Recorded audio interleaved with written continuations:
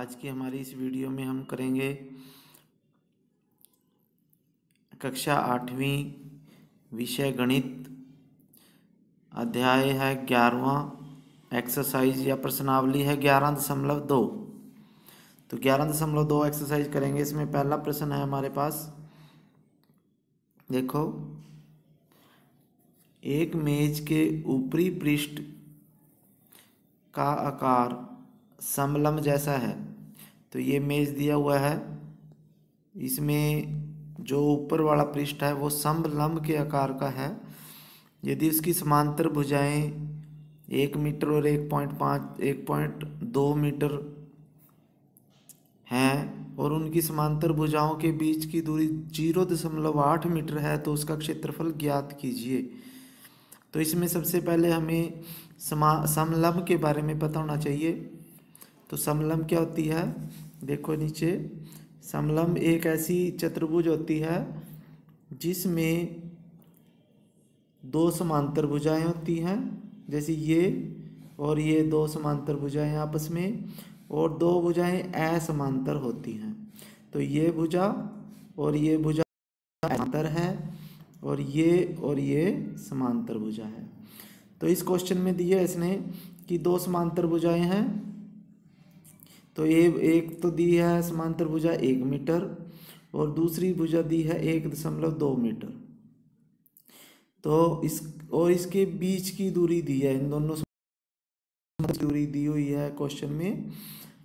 तो अब समलंब का क्षेत्रफल निकालने का फार्मूला होता है 1/2 समांतर भुजाओं का योग गुणा बीच की दूरी। तो यानी दो समांतर भुजाएं जो होंगी उनको जोड़ेंगे, एक समांतर भुजा ये है और एक ये है, तो इन दोनों को हम पहले जोड़ेंगे, ऐड करेंगे। तो इनका दोनों का सम या ऐड करेंगे या जोड़ेंगे, और जो इनके बीच की दूरी है उससे गुणा करेंगे और उसको 2 से भाग दे देते हैं, यानी 1/2 से गुणा करेंगे। तो इसका फार्मूला बन जाएगा 1/2 ब्रैकेट में समांतर भुजाएं हैं ए और बी दो समांतर भुजाएं हैं, तो a जमा बी गुणा एच, एच। तो आगे देखो क्वेश्चन में दिए किया हुआ है ये क्वेश्चन। तो इसमें देखो यहाँ पे तो मेज की, अब ये जैसे दे दी इसने 1/2, ए कितनी दी है 1.2 और बी दिया है 1 मीटर और गुणा एच है, तो एच दिया हुआ है यहाँ पे 0.8 मीटर। तो ये 0.8 से मल्टीप्लाई हो जाएगा, तो 1/2 1/2 और 1.2 जमा 1 होता है 2.2 गुणा 0.8। ठीक है, तो इसमें आ जाएगा, इसको 2 से भाग देंगे 1.1 आ जाएगा यहाँ, और इसको इससे गुणा करेंगे तो 8 11 8 88 होते हैं, और दशमलव लगेगा 1 और 2 अक्षरों से पहले दशमलव लग जाएगा, तो 0.88 मीटर की शक्ति 2। क्योंकि क्षेत्रफल निकाला हमने समलंब का, तो समलंब का क्षेत्रफल हमारे पास ये आ गया। ठीक है, तो आया सभी समझ में। तो समलंब क्या होती है, ऐसी चतुर्भुज जिसकी दो भुजाएं समांतर हों और दो असमांतर हों। तो इसमें दो भुजाएं दी होंगी, समलंब की समांतर भुजाएं दे रखी होंगी क्वेश्चन में, और इनके बीच की दूरी दी होगी। तो इस तरह से हम क्वेश्चन करेंगे। ठीक है, उसका क्षेत्रफल निकालने का फार्मूला आपने ये याद रखना है। फिर उससे अगला क्वेश्चन है हमारे पास। तो अगला क्वेश्चन है, देखो दूसरा, एक समलंब का क्षेत्रफल 34 सेंटीमीटर स्क्वायर है। क्या है, 34 सेंटीमीटर स्क्वायर। और इसमें दूसरा क्वेश्चन है ये, समलंब का क्षेत्रफल दिया है, ऊंचाई दी है और समांतर भुजाओं की लंबाई 10 सेंटीमीटर है और दूसरी समांतर भुजा निकालनी है। तो अब देखो इसमें क्या दिया हुआ है, अब इसमें क्षेत्रफल तो दे दिया, क्षेत्रफल दिया है और एक समांतर भुजा दे दी है ए और एच दे दिया, और ये कहता है बी निकालो। अब हमें क्षेत्रफल दे दिया, क्या दे दिया, क्षेत्रफल।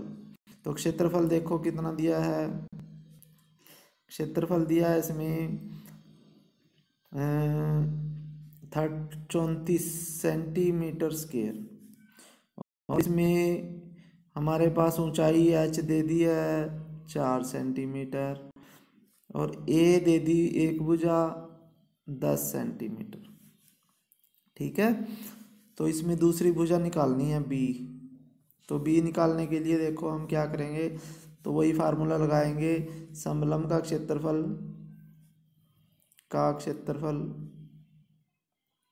समलंब का क्षेत्रफल कितना दिया है इसमें 34।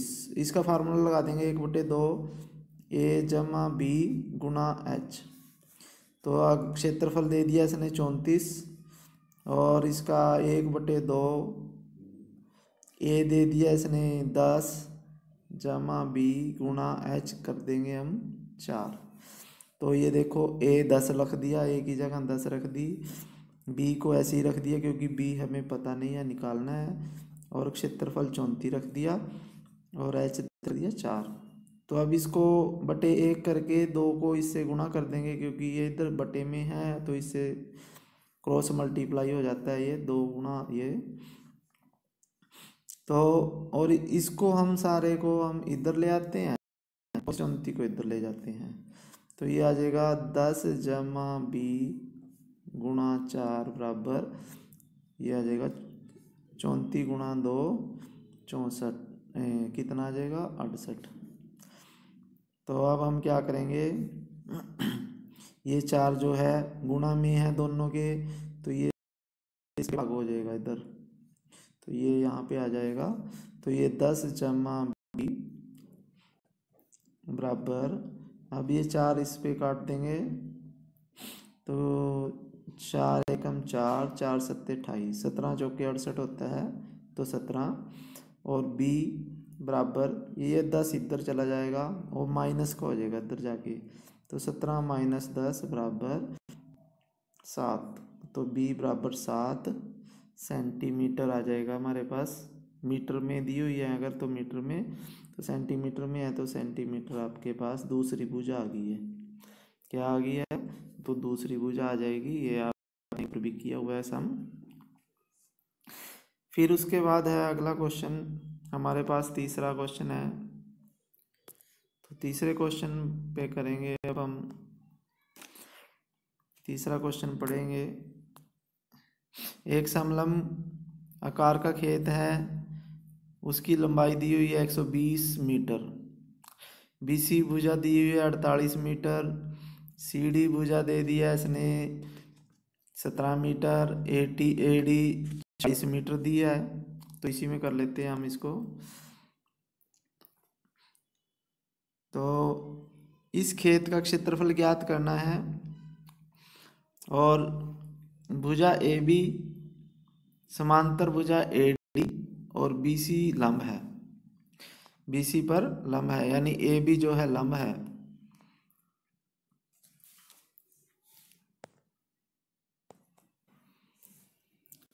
तो इसमें हमारे पास एक खेत दिया हुआ है ए बी सी डी। इसने कहा है कि इसका खेत का परिमाप दिया हुआ है 120, खेत का परिमाप कितना दिया हुआ है 120 मीटर दिया हुआ है, और इसने कहा कि ए बी जो है बी सी के ऊपर लंब है, यानी ये 90 डिग्री का कोण है, 90 डिग्री का। तो ये बी सी दी है इसने 48 मीटर, सी डी दी है 17 मीटर, और ए डी दी है 40 मीटर।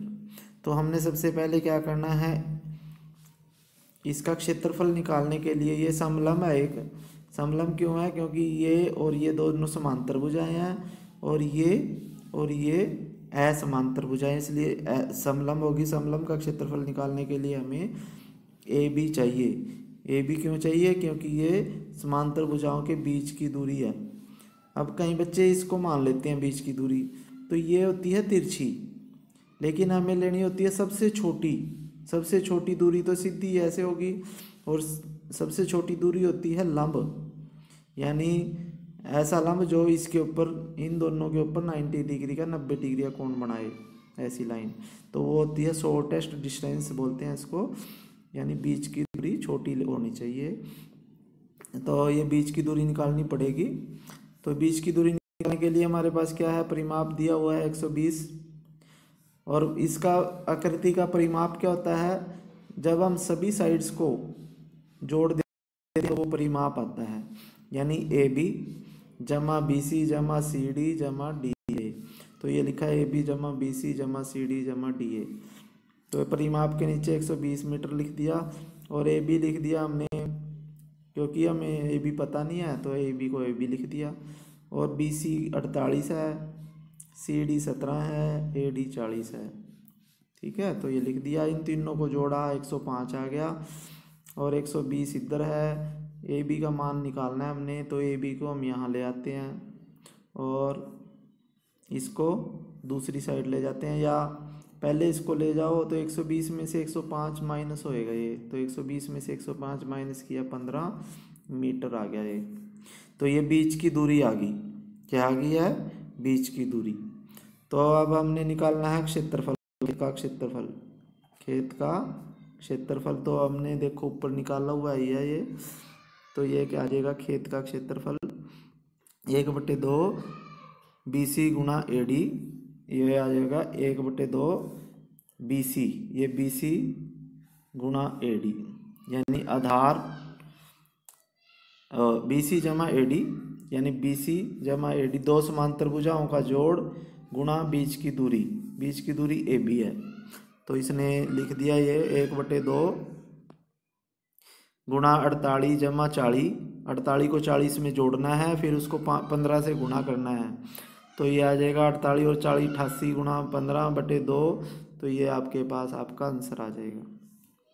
ठीक है, अब इसके बाद हम अगला सवाल करते हैं।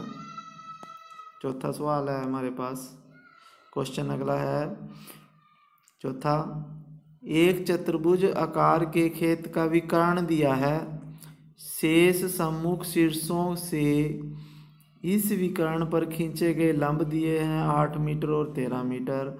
तो खेत का क्षेत्रफल निकालना है हमने, तो इसको निकालते हैं। अब इसमें क्या दिया हुआ है, देखो ये चतुर्भुजाकार खेत है, इसमें एक विकर्ण दिया है, ये ABCD चतुर्भुजाकार खेत है ये, और इसमें एक कर्ण दिया है 24 मीटर, और इसने कहा है कि एक शीर्ष ये है और एक ये से, इससे यहाँ पे विकर्ण पे लंब घेरा गया है इस पे, तो इसकी है ये 8 मीटर है, और एक B से AC के ऊपर लंब गिराया गया है, तो ये है हमारे पास 13 मीटर। तो ये कहता है इसका खेत का क्षेत्रफल निकालिए। तो इसका क्षेत्रफल निकालने के लिए हम क्या करेंगे, इसको दो भागों में बांट देंगे। तो ये AC है, तो AC से ऊपर का भाग है एक, AC से नीचे का भाग है ये। तो AC से ऊपर त्रिभुज बनी हुई है ABC त्रिभुज बनी हुई है इसमें, ऐसे ही नीचे त्रिभुज है ADC।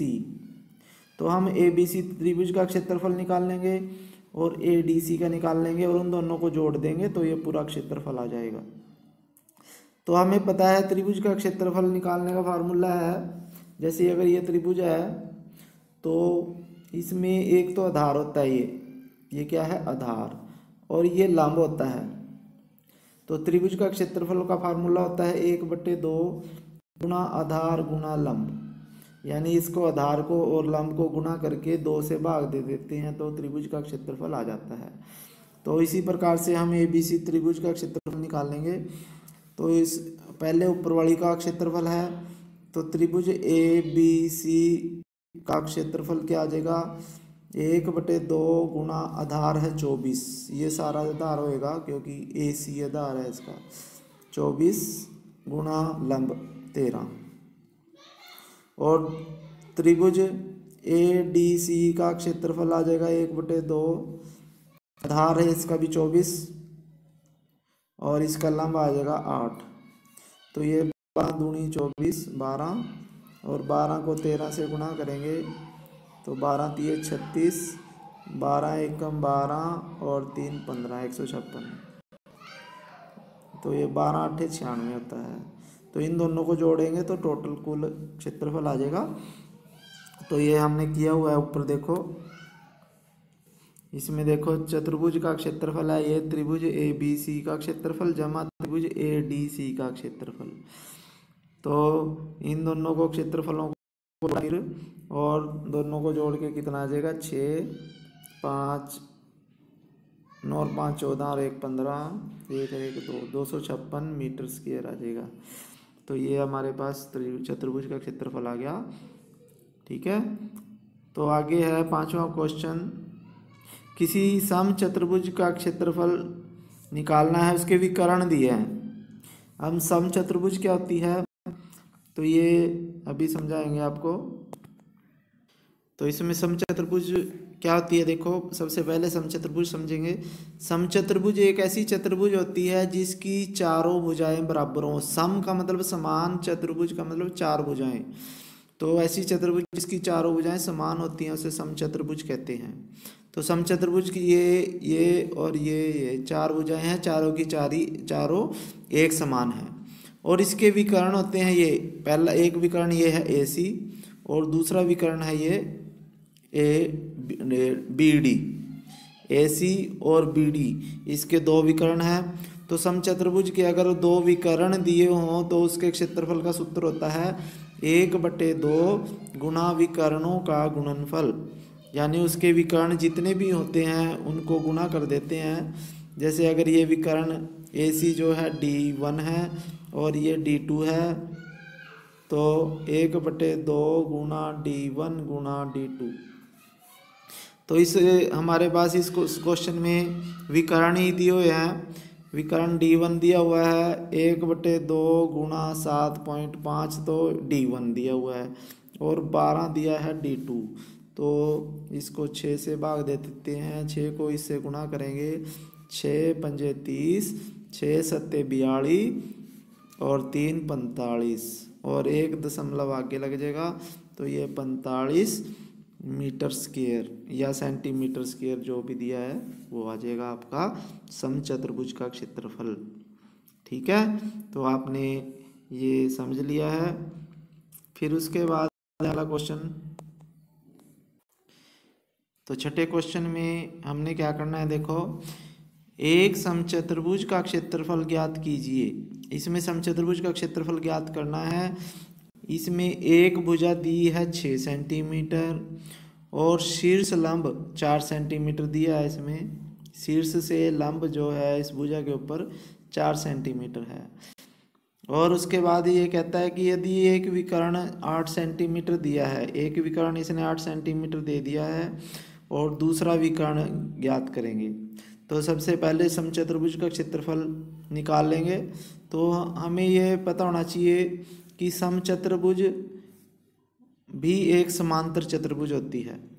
समचतुर्भुज क्या होती है, समांतर चतुर्भुज भी होती है।